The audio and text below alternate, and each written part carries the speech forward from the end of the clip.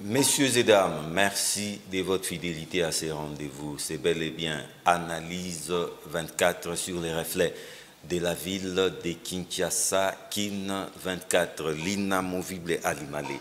Oui, toujours fidèle, toujours ponctuel, oui, toujours disponible. On doit rester le reflet. Oui. Et pour rester reflet, il faut être ponctuel. Pendant ces temps, ces fléaux n'est pas encore éradiqué. Ça s'appelle Covid-19. Oui, il faut toujours être vigilant, il faut toujours être respectueux des gestes barrières pour se protéger. En tout cas, pour le moment, c'est la meilleure parade. Hein? Bien sûr. Les gestes barrières, mieux vaut prévenir que guérir. À part ça, Dieu est au contrôle. C'est toujours le mois de janvier, mes merveilles. À vous pareillement et à toute l'équipe. On ne va pas oublier notre invité. En réalité, il n'est pas à présenter ou il n'est plus à présenter. Il s'appelle Prince Willy Michiki. Il est le président national de l'UNANA. L'UNANA, c'est l'Union nationale des nationalistes, un parti qui fait partie de l'AFDCA, c'est-à-dire Alliance des forces démocratiques du Congo et alliés. Prince Willy Michiki, mes merveilles. Merci, Panama, à vous et à toute l'équipe de TV24. Kin 24. Kin 24. Et précisément d'Analyse 24. Sinon, comment vous allez? Ça fait un bail. Tout dernièrement, je vous ai vu sur les réseaux sociaux avec des tenues un peu... ça m'a un peu intrigué là. Vous étiez chez vous, dans votre fief royal ou comment? Oui, on avait organisé... Une sorte d'intronisation. Oui, on avait organisé une cérémonie coutumière et en tant que chef coutumier, c'était normal que je sois habillé dans cette tenue-là. Ah, ok. En tout cas, merci d'être là. Merci. 24 janvier 2019, 24 janvier 2021, ça vous rappelle quelque chose, Ali Malé? Oui, l'accession de Félix Tshisekedi au pouvoir. Pour ne pas parler de l'UDPS au pouvoir. En tout cas, c'était un jour spécial qui charrie encore beaucoup d'émotions. 3 ans après, Prince Willy Michiki, en 45 minutes, on ne peut pas faire le bilan, mais si on peut aller secteur par secteur, mollo, en 3 ans, qu'est-ce qui a été fait? Quel est le point fort du régime de Félix Tshisekedi Tshilombo? Oui, d'abord, il faut dire que lorsque, personnellement, j'aime bien faire de petits exercices à la maison, pendant mes temps libres, j'ai comparé les règnes de son prédécesseur, qui est Joseph Kabila, ce qu'il a fait dans 3 ans et ce que l'autre a fait. Je constate que ce que Félix a fait, le président Félix a fait dans 3 ans, M. Joseph Kabila l'a fait dans 12 ans. Il a fallu à M. Kabila 2 mandats pour faire ce que son successeur vient de... Ça c'est pour rire, non, je vous dis, je vais illustrer ça, je vais vous démontrer. Je crois que c'était juste pour rire. Non, pas du tout. Vous êtes sérieux? Je suis très sérieux, plus que sérieux même. Sérieux, je compare. Puisque c'est une fonction, on compare, il faut comparer à Félix, à ceux qui l'ont précédé. Qu'est-ce qu'ils ont fait pendant leur temps, pendant la même durée? Je constate que dans 3 ans, Félix a fait beaucoup. Notamment, quand je parlais d'abord de la plus grande réalisation de Tshisekedi, c'est d'abord l'instauration de la bonne gouvernance. Vous savez, un pays comme le nôtre ne peut pas fonctionner s'il n'y a pas la bonne gouvernance. La lutte contre la corruption. Une grande réalisation, puisque ça n'existait pas. Ce sont des choses virtuelles qu'on ne voit pas, mais qui ont un impact sur notre vécu quotidien. Il nous a donné aussi... continuer. John a posé une question avant. Est-ce que vous êtes conséquent ou sérieux dans ce que vous dites? Je vous dis, je parle des faits. Moi, je ne parle pas. La bonne gouvernance. Parce que la bonne gouvernance résume tout. La lutte contre la corruption, le respect de valeurs humaines. Vous avez vu, dès son arrivée au pouvoir aujourd'hui, on ne parle plus des détenus dans les cachots de l'ANER, on ne parle plus aujourd'hui des détenus politiques, même les exilés politiques sont revenus au pays, donc la RDC est redevenue fréquentable. Nous avons une vision. Aujourd'hui, les Congolais peuvent se dire, nous savons au moins là où nous allons, puisque nous avons un leadership au sommet de l'État qui a une vision. Et la vision est résumée dans ce qu'on appelle les idées forces de l'Union sacrée. Donc, ça c'est déjà une première réalisation qui n'existait pas. C'est immatériel, mais c'est ça le fondement de tout. Puisque un pays comme le nôtre ne peut pas être dirigé. Un peuple ne peut pas se développer s'il n'y a pas un leadership exemplaire, s'il n'y a pas une vision, s'il n'y a pas la bonne gouvernance, les règles élémentaires de respect, de bien commun. Et ces valeurs-là, on ne peut pas les évaluer en termes de chiffres. C'est incommensurable. Mais Prince Willy Michi, quand vous dites que Félix Tshisekedi a mieux fait en 3 ans que Joseph Kabila Kabange, mais savez-vous que la République démocratique du Congo est classée parmi les 20 pays les plus corrompus du monde? C'est un rapport récent. Très récent même. Très récent. Peut-être que vous ne savez pas. Mais de quelle bonne gouvernance parlez-vous? Non, d'abord, il faut dire qu'aujourd'hui, il n'y a que 3 ans. Les statistiques auxquelles recourt encore, je ne connais même pas la source à laquelle vous faites allusion, mais selon un rapport de PNUD, la RDC a fait 14 points depuis que Tshisekedi est là. Selon les 14 points. L'indice humain, l'indice de développement humain, la RDC a fait 14 points. Donc, nous devons, et ça résume tout. Et parmi les critères, il y a aussi les critères de la bonne gouvernance. Vous savez, les efforts et ici, il ne faut pas seulement résumer en termes de Félix. D'abord, ce que les Congolais ne savent pas, le président de la République, selon la Constitution, règne mais ne gouverne pas. C'est le gouvernement. Mais l'impulsion vient du chef de l'État. Et c'est comme ça que moi j'ai dit, lorsque nous avons mis en place le gouvernement des Warriors, c'était dans la précipitation, c'était un gouvernement, je peux dire, des révolutionnaires. Après les coups qu'on a, le changement de la majorité parlementaire, il est temps maintenant de mettre en place un gouvernement préélectoral après avoir été inspiré de cette vision-là de Tshisekedi que j'appelle la vision Fachi dans l'Union sacrée.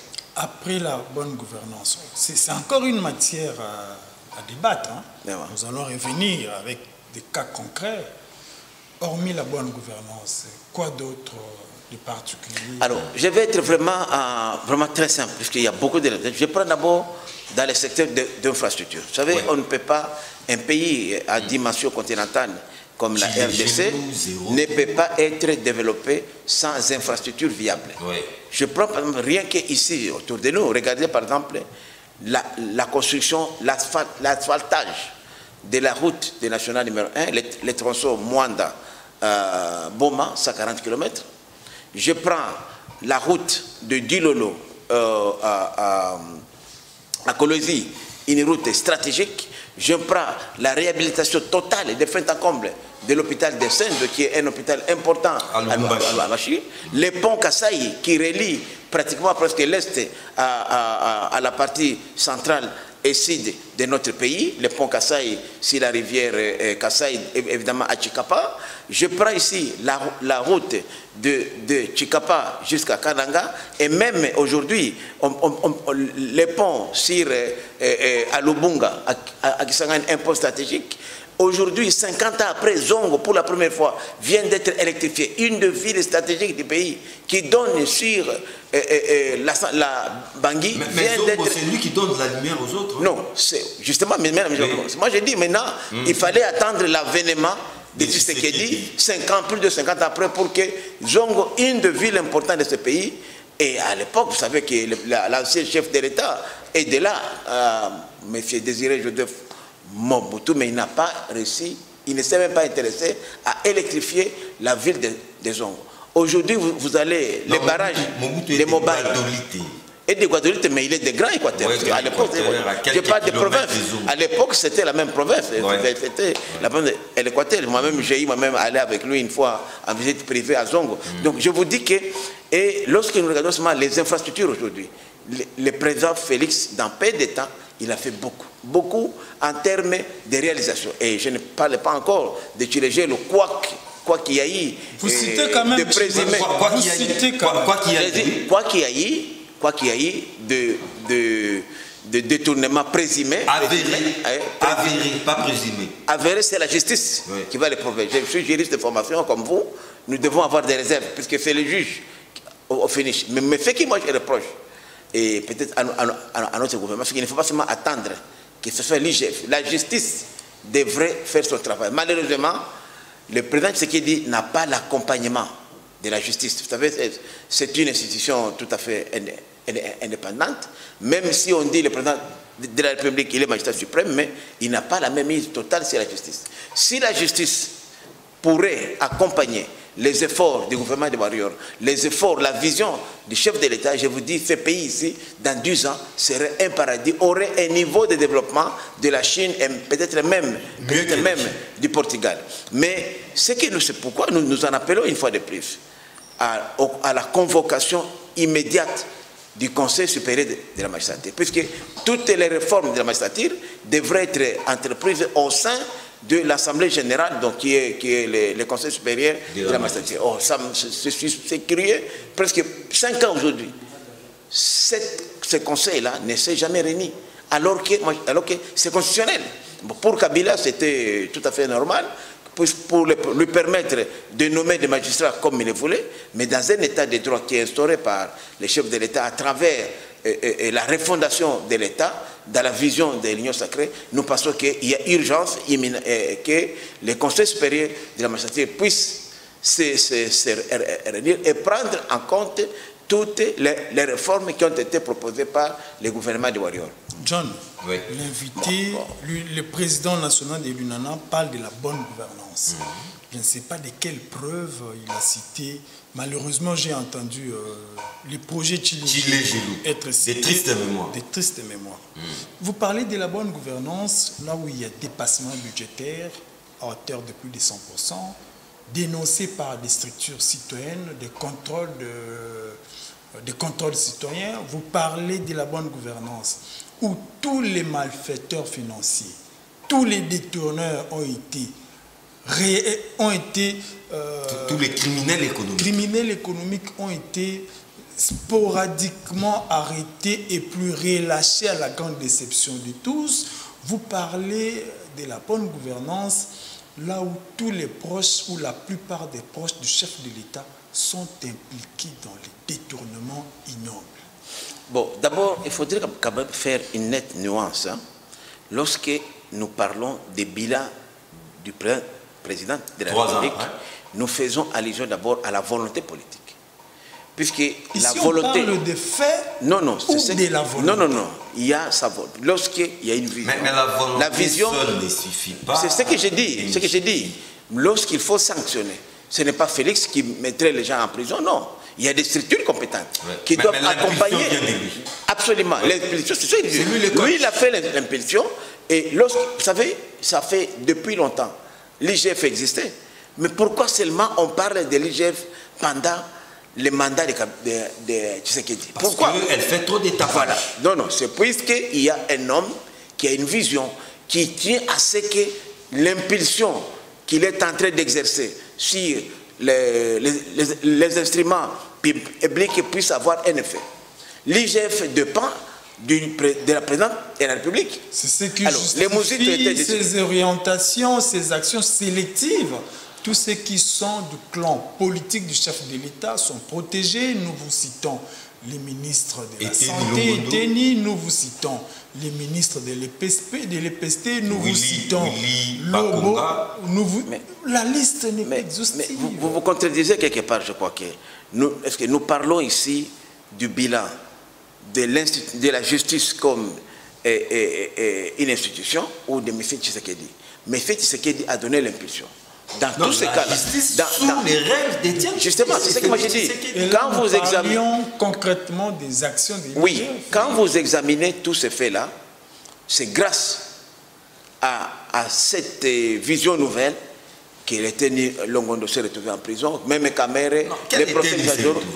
Mais moi j'ai dit, mais si la justice estime... Il était en promenade. Non, parce que... Non. Des santé pour quelques jours. Pas du tout. Vous savez... Quelques heures. Même dans les plus vieilles démocraties du monde, accorder une liberté provisoire à quelqu'un ne signifie pas qu'il est dédouané de faits pour lesquels il a été poursuivi. Nous savons comment ça se passe. Attention. Nous savons comment ça se passe. C'est ce que moi je dis. Pour les cas d'ici, faisons quand même confiance à notre justice.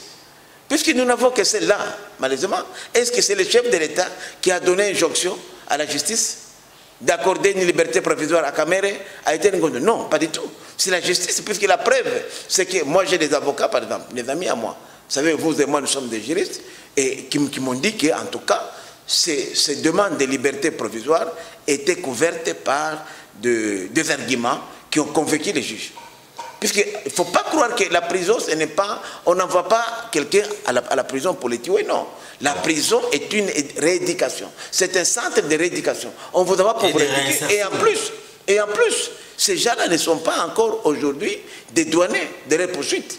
Il appartient maintenant à l'opinion publique de faire pression sur la justice pour qu'on puisse accélérer les procès, fixer les affaires, comme le cas d'Eteni Longondo. L'affaire n'était même pas fixée.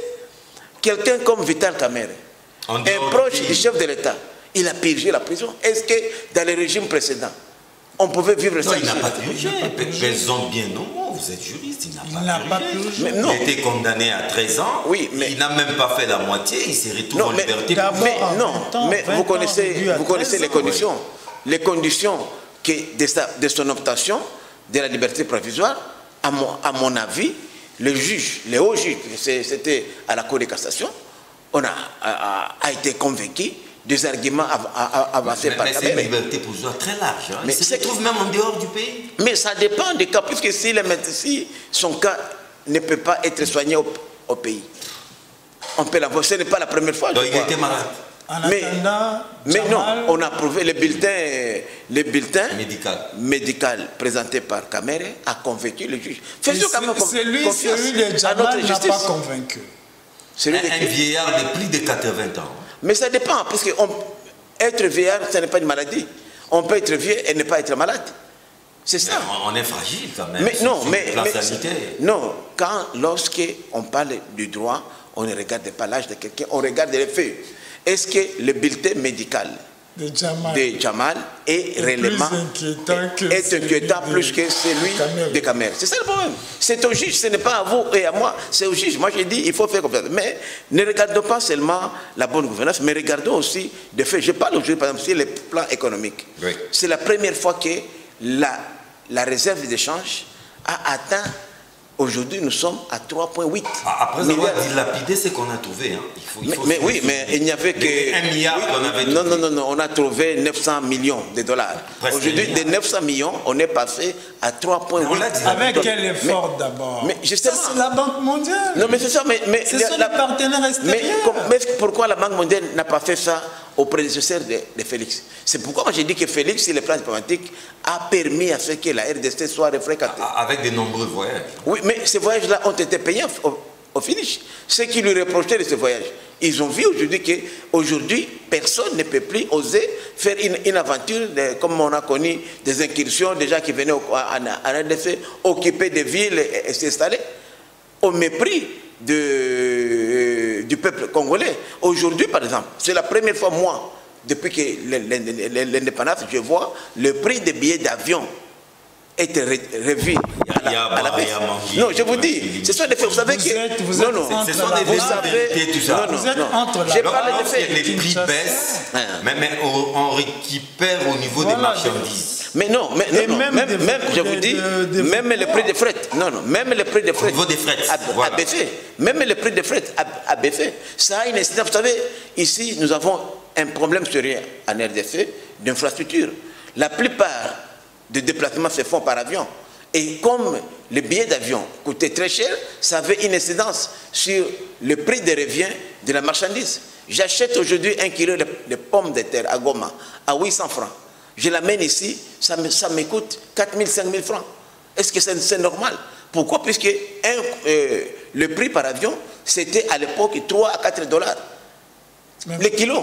Donc, c'est pourquoi vous voyez qu'on a connu des problèmes. Lorsque même je regarde, je prends parmi les réalisations de Félix Tshisekedi, aujourd'hui, c'est la première fois qu'un gouvernement, depuis l'indépendance, construit des camps, des maisons d'habitation. Quelle maison? Des militaires. Quelle maison? Les maisons préfabriquées. Ce ne sont pas les préfabriquées de Kamere. Non, à part ça. Mais allez aujourd'hui à la cité de l'Union africaine, vous le verrez. Mais si c'est comme ça, on doit libérer Jamal. Mais non, parce que c'est construit. Mais c'est de l'argent de l'État. Non, non, si vous dites qu'il y a des maisons construites... C'est ce que j'ai dit, c'est une partie... Pourquoi arrêter Djamma? On n'a pas tout livré. Moi, j'ai dit, puisque... Et puis, lorsque le procureur, le magistrat vous poursuit, il vous poursuit pour des faits posés, il y avait déjà des détournements. Il y a d'autres qu'on a récupérés difficilement et on n'a pas tout récupéré. Mais lorsque je vois même les étudiants, la réhabilitation aujourd'hui de l'INEKIN, ce sont des faits qu'il faut mettre sur les comptes de Kabila. Hein? Là, vous allez aujourd'hui à l'INEKIN, et plutôt, vous allez aujourd'hui à l'INEKIN, c'est un bijou. C'est un bijou. Donc il faut être aveugle. Même aujourd'hui, ils viennent de décréter les moratoires sur les délits de la presse. Ça, c'est Tshisekedi toujours. Oui, bon, c'est Tshisekedi toujours. Pourquoi ses prédécesseurs ne l'ont pas fait? On vient de mécaniser plus de 22 000 agents de l'État. Est-ce que vous êtes réellement informé de ce qui se passe? Je vous parle des faits. Je vous parle des faits. Est-ce que vous savez qu'aujourd'hui, là, tel que je vous parle ici, il y a des arrêtés qui se signent, il y a des gens qui contactent le ministère de la fonction publique pour être surdoyés, corrompus et obtenir la mécanisation? Elle ne se fait pas normalement. Non, mais c'est ça. Vous savez, les hommes sont ceux qui sont. Je ne dis pas que tous les membres du gouvernement sont parfaits, ou tout le monde partage la vision de Félix Tshisekedi. Mais lorsque l'impulsion déjà est là, toujours, il ne faut pas vous attendre à ce que tout soit... un verre à moitié plein. Non, vous savez, il faut être vraiment aveugle pour ne pas voir ce que Félix vient de faire aujourd'hui. Mais qui vous disent que des éloges. Depuis Mouzé, c'était intérêt. Qui a réhabilité Kanyamaka Sese? Aujourd'hui, je suis fier de manger le maïs chez moi à la maison, les foufous de maïs qui viennent de Kanyamaka Sese. Il fallait la volonté des hommes, oui. Et même ça a eu même un effet positif puisque la criminalité a baissé dans la ville de Kinshasa. Puisque tous ces petits bandits la voyous ont pu leur donner, les Koulouna ont leur donné, l'occasion de pouvoir produire quelque chose pour les pays, d'être utiles. Les bis académiens pour les étudiants, qui pouvaient penser à ça? Pourquoi les prédécesseurs ne l'ont pas fait là? Depuis l'indépendance, c'est la première fois qu'ils l'ont fait déjà la campagne. Parlons des bus. Les bus là, est-ce un don du chef de l'État? Est-ce un don du gouvernement? Ou c'est normal que les étudiants aient un moyen de transport? C'est pas une grande première. C'est pourquoi moi je parle... Déjà même à l'époque de Mobutu, c'était mieux. Non. À l'époque de Mobutu, nous n'avions pas... Kabila, le père, a mis à la disposition des Kinois des transports... Pourquoi autant de tapage sur ça? Des transports gratuits, des moyens de déplacement gratuits. Non, Académie, c'est gratuit aussi, je vous dis. Non, il y a un montant à payer. C'est ça que j'ai dit. Qui varie entre 250 et 300 francs. Mais sérieux, ça représente quoi? C'est de l'argent pour un étudiant. Non, c'est pas moi j'ai dit que puisqu'on a compris que si on faisait ça gratuitement, il y aurait un désordre. Il faut au moins qu'on sente moins la différence, qu'on contribue un peu. Mais par rapport au coût des transports aujourd'hui, qu'est-ce que vous pouvez payer comme transport aujourd'hui? Même une moto, 2 fois plus, vous ne pouvez pas. La moto déjà commence à plus de 1000 francs. Donc c'est pour dire qu'en tout cas, c'est une volonté. Moi je vais parler, je ne dis pas que c'est pas un don. C'est le chef de l'État, ça fait partie de sa vision. Oui, il voudrait que la jeunesse qui va diriger le Congo de demain soit dans de bonnes conditions. Dans de bonnes conditions, alors que vous refusez de payer les professeurs, les chefs de travaux, qui sont en grève depuis vous savez... Vous entretenez les étudiants, vous maltraitez les professeurs et les assistants.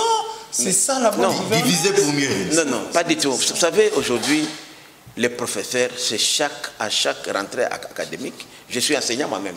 Je connais de quoi je parle.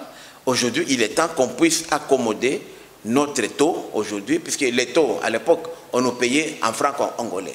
Et les salaires sillonnaient autour de 2000 francs. C'est vrai aujourd'hui, moi quand je touche, je suis dans les 1380, presque 4000 dollars. Alors que c'était prévu. Il y a eu quand même une inflation. Mais pour que nous puissions aujourd'hui... Mais c'est un processus, il n'y a pas que ça. Nous devons... Vous savez le problème aujourd'hui. Nous oublions parfois qu'on a des problèmes et que nous sommes dans un état d'urgence. L'état d'urgence, ce n'est pas seulement de la partie orientale. Ça affecte l'état de siège. Bon, je dis ça parce que pour moi, il faut passer à l'état d'urgence, puisque l'état de siège, pour moi, c'est dépassé et c'est de la... L'état de siège a échoué. A échoué. N'a pas échoué, mais... Parce que nous y sommes. Sur le plan sécuritaire, quel est le bilan de Félix Tshisekedi en 3 ans?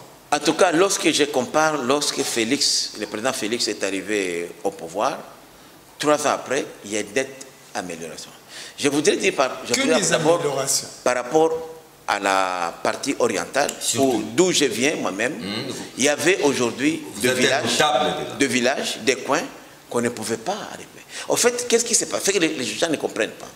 Il y avait 2 villages, 2 villes qui étaient occupées par les forces négatives, qui régnaient là-bas à maître.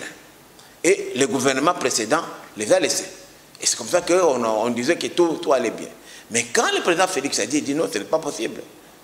Quand même, l'autorité de l'État doit se faire sentir sur l'ensemble du territoire national. Et c'est comme ça que les opérations ont commencé. C'est vrai qu'il y a eu beaucoup de tueries en réaction, puisqu'ils ont été dérangés. Vous savez, quelqu'un qui obtenait 1000, 2000, 3000, 4000 dollars par jour, illégalement, par des opérations de kidnapping, des barrières érigées, vous arrêtez tout ça, le circuit financier est bouché. Et ils avaient des ramifications partout, même jusqu'à arrêter. Donc, lorsque je regarde aujourd'hui, sincèrement, sur le plan sécuritaire, je viens de Goma hier, je viens de là, oui. J'ai été à Kassindi, j'étais surpris à Kassindi de voir des véhicules de la MONUSCO qui transportaient des Ougandais qui ne savaient plus quoi faire au Congo, qui étaient venus pour combattre aux côtés des EDF et qui demandaient d'être retournés, puisque tous leurs sanctuaires ont été déstabilisés par les forces mutualisées, notamment UPDF, la coalition UPDF et FADC. Donc, c'est vrai qu'il y a la sécurité urbaine. Une coalition controversée. Hein? Controversée, mais aujourd'hui, en tout cas, quand vous allez dans les Grands Nord, particulièrement, vous allez à Nitori, on vous dira qu'en tout cas, l'arrivée de troupes ougandaises a apporté un plus dans la lutte contre les terroristes et en particulier les VDF.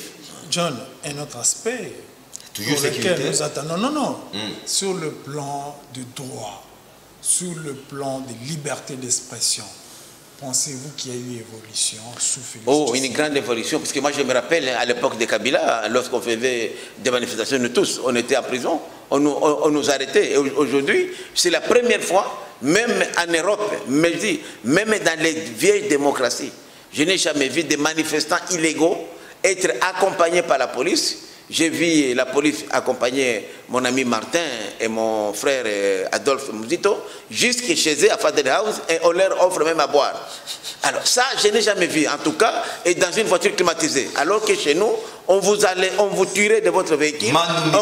Manu militaire, on vous met dans un véhicule de la police, on marche sur vous, on a marché avec les voyous, nous les autres. Moi, je dis qu'il y a vraiment... Moi, j'avais même envie, moi, de retourner dans l'opposition, puisque l'opposition est devenue un luxe. Vous revenez de la partie Est, oubliant qu'il y a eu une marche réprimée de manière disproportionnelle par les éléments de l'ordre, les éléments de la police, où on a réclamé la libération d'Ngoï Mulonda. C'est ça aussi la bonne marche de la démocratie, la liberté d'expression. Vous savez, ça c'est rien, vous savez, mon frère. Moi j'ai eu la chance. Quand il y a des gens qui sortent, le bras cassé, pieds cassés. Vous savez, nous sommes dans un état de droit. Il y a même une loi qui régit les manifestations publiques. Oui. Nous sommes sous régime d'information. Oui, d'information. Lorsque, dans ces régimes-là d'information, vous les marchands, vous vous permettez d'attaquer, de brûler les édifices publics, mon cher, même aux États-Unis, la plus vieille démocratie, en Europe en tout cas, même ce qu'ils ont fait là, il n'y a pas eu d'arrestation. Ailleurs même, on allait arrêter. On allait arrêter déjà, mais on n'a pas arrêté. C'est pourquoi moi j'ai dit que l'opposition aujourd'hui est devenue luxueuse. Parce que lorsque vous vous attaquez à des édifices publics, des symboles de l'État, pour arracher la libération de quelqu'un qui est condamné pour des faits que tout le monde commet, des droits communs, moi je me dis en tout cas ça, puisque Mulonda n'est pas un détenu politique, non, c'est un détenu des droits communs. Et il doit purger sa peine. Sinon, ça serait un État bananier si tout le monde ne peut dire n'importe quoi. Et vous avez vu, depuis qu'on a mis Ngoï Mulunda en prison, les discours séparatistes, les discours de discrimination, aujourd'hui, on n'entend plus parler.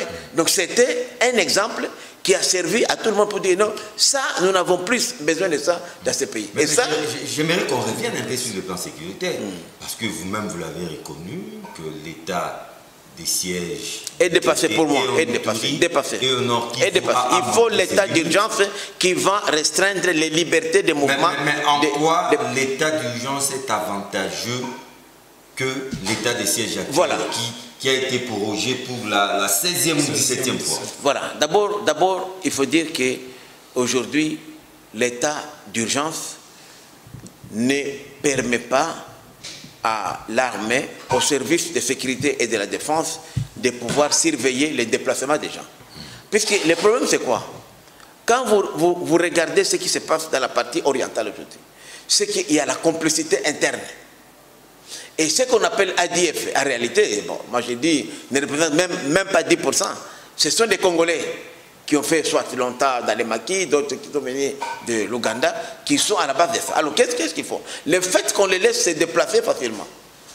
Vous tournez, ils sont à Beni. Quand il est à Beni, c'est un citoyen correct, un bon citoyen. Il quitte seulement Beni, il devient EDF à 100, 200 mètres. Il change de pont. Pourquoi? Puisqu'on n'a pas restreint la liberté de mouvement des citoyens. Ça, c'est l'état d'urgence. Ça, c'est dans l'état, moi je dis dans l'état de siège aujourd'hui. Mais dans l'état d'urgence, là, il y aura un décret, le Premier ministre, ou peut-être même une ordonnance, qui restreindrait les libertés publiques. Même vous, la presse, vous regardez la campagne qu'on fait dans les réseaux sociaux, tous les morts qu'on nous fait défiler là. Mais c'est ça, c'est pour amener les gens à la révolte. Ce n'est pas fait au hasard.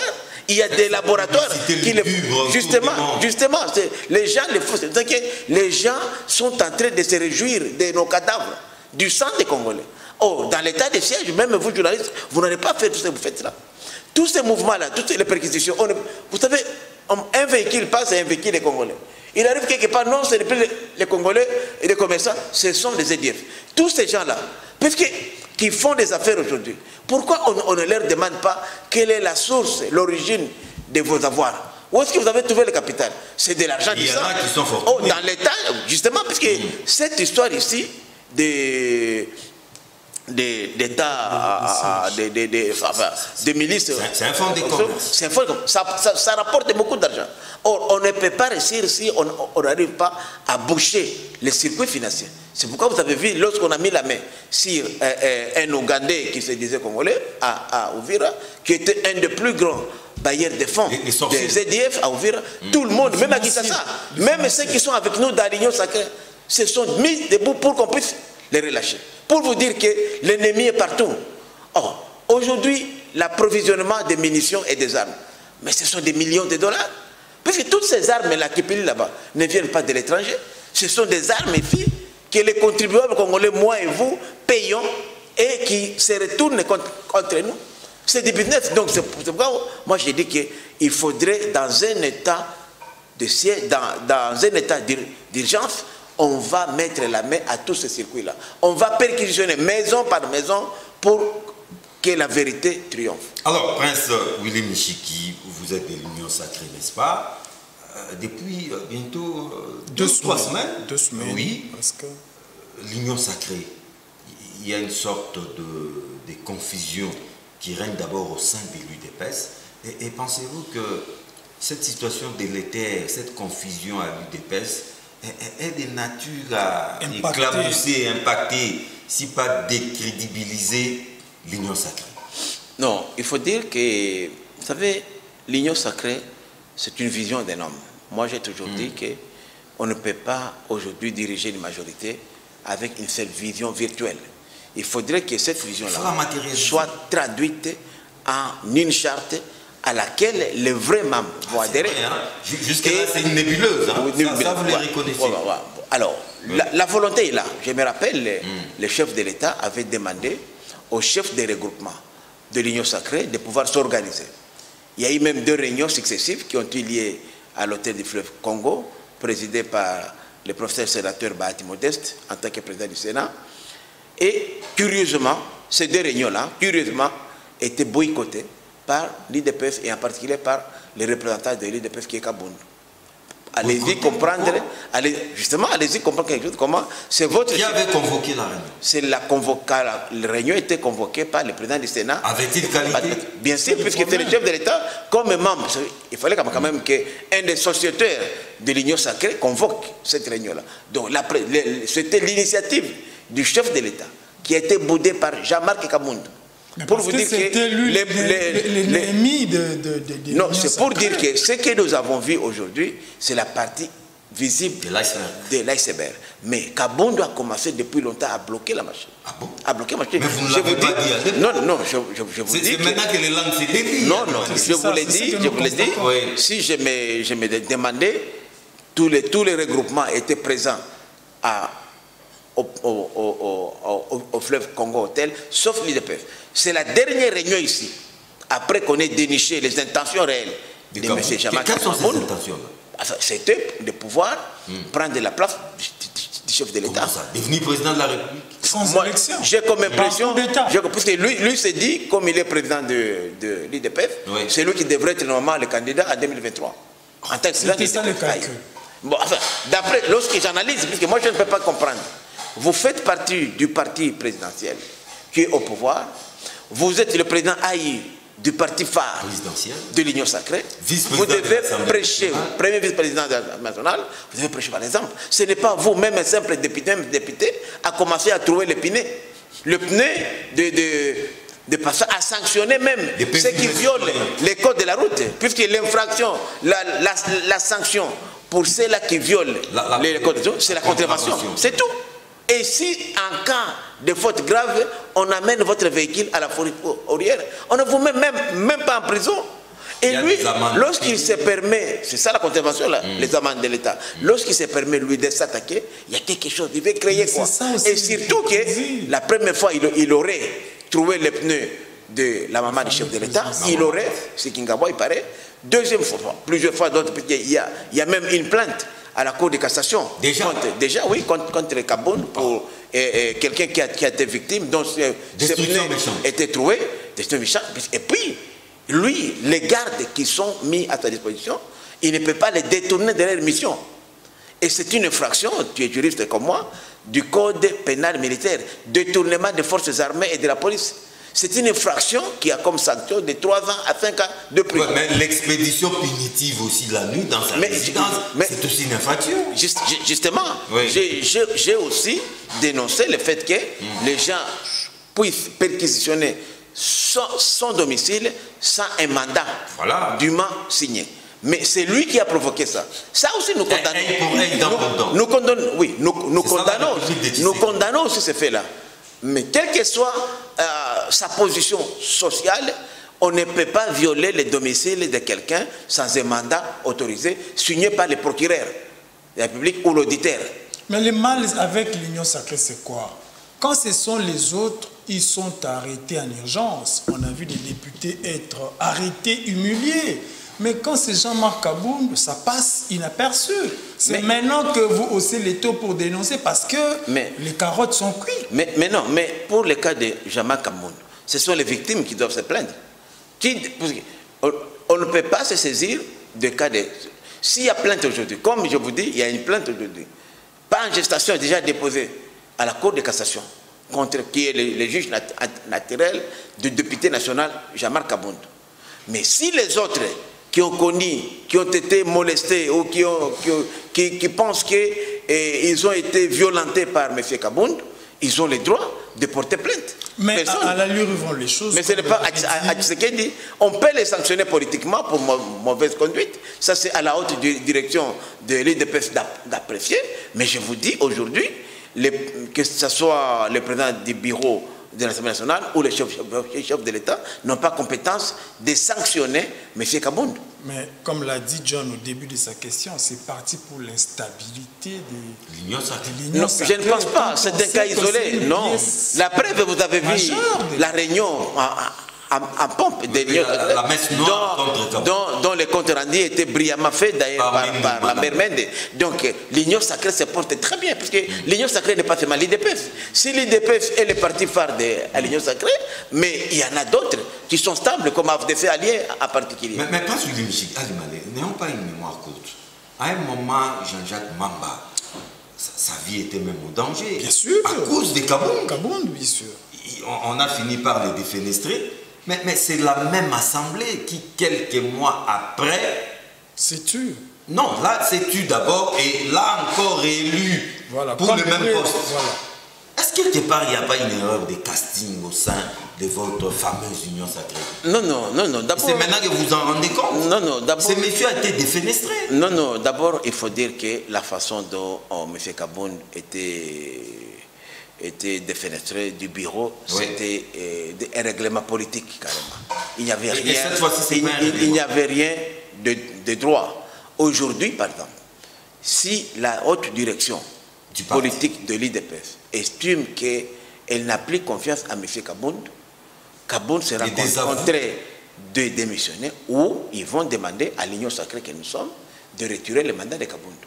Et ça, nous sommes prêts à le faire. Mais ça nous attendons ça. On n'est pas encore arrivé là-bas. Diviser encore. Ça ne va pas diviser, parce que Kabound n'est que divisé. Parce que les FCC vous attendent aux aguets aussi, hein, il faut faire attention. Mais vous savez, qu'est-ce qui représente encore les FCC aujourd'hui avec l'ennemi? C'est vous qui les dites. Les FCC majoritaires aujourd'hui... Et ils vous observent. Non, justement, nous savons, nous sommes en possession des informations selon lesquelles une partie de l'opposition tirerait les ficelles et encouragerait Kabound. Et les FCC qui vous a rejoint aussi, ne faites pas trop confiance en nous. Mais non, aujourd'hui, je peux faire confiance au leadership de Jean-Charles Okoto qui dirige le FCC et l'Union sacrée. Un ancien FCC comme justement, puisque tout le monde vient de quelque part. Même ceux qui sont dans l'Union, même dans l'opposition aujourd'hui, ils viennent de quelque part. Vous n'allez pas me dire un Congolais aujourd'hui qui n'a pas été transfuge, un leader politique. Non. C'est la réalité de notre pays, en commençant par les sommets jusqu'en bas.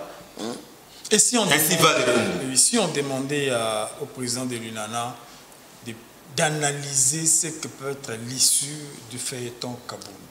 Non, je crois que... Projeter l'avenir. Non, avec ou sans Kabound. Oui, on peut mettre toujours des prophètes, puisque j'ai quand même une expérience. Vous avez fait vos preuves. Hein. 4 décennies comme acteur politique de premier rang dans ce pays. La plupart des choses que j'ai dit, malheureusement, finit par arriver. Comme la mort d'Étienne Tshisekedi. Bon, oui, mais ce n'était pas interprété comme ça. Vous savez, ça, on en a déjà parlé, ça c'est du passé. Je voudrais dire ici que Kabound ne va pas résister à la machine de guerre de l'IDPS. Il ne va pas résister à la Kabound va démissionner. On va les contraindre à la démission. Faute de quoi, malheureusement pour lui, il risque de connaître le même sort qu'il a connu lors du bureau MAB. Il y aura naturellement une motion de désaveu contre Kabound qui le pousserait à la porte. Et avec le risque aussi de perdre son mandat comme représentant de l'IDPS de Moamba. Oui, puisque le mandat appartient au parti. Lorsque les partis vous désavouent, vous devez rendre les mandats. Non. Lorsque les partis vous désavouent, vous gardez les mandats. À moins que vous démissionnez du parti vous-même. Là, vous perdez les mandats. Yves qui sont tant d'autres. Non. Les mandats appartiennent au parti. C'est vrai. Et lorsque les partis vous retirent sa confiance. Oui. Vous ne perdez pas les mandats. Non. Parce que les mandats sont non impératifs. Justement. Peut-être de 2023. Justement. Il y a eu un arrêt, mais même si vous restez là-bas, mais vous n'engagez plus votre parti. C'est comme ça que les députés qui ont rejoint l'Union sacrée, ici des FCC, n'engagent plus les FCC d'hier, mais ont la liberté. Il restera comme un indépendant. Moi je dis, il restera comme un indépendant, il peut le rester, mais par dignité, s'il est vraiment digne de lui-même, il est un homme qui s'assume, il devrait présenter sa démission comme député et laisser les mandats de l'IDPS. Parce qu'il a été élu comme IDPS. Il n'a pas été élu comme indépendant. Et lorsque les partis vous retirent sa confiance, par élégance, oui, moi je dis, mais évidemment, il y a une résolution, un arrêt de la Cour,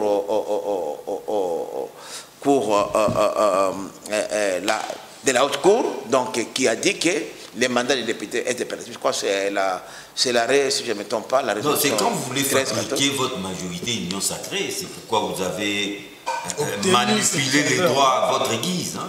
Oh, quand même, il faut faire confiance à la Cour constitutionnelle quand même. C'est la plus haute cour que nous avons.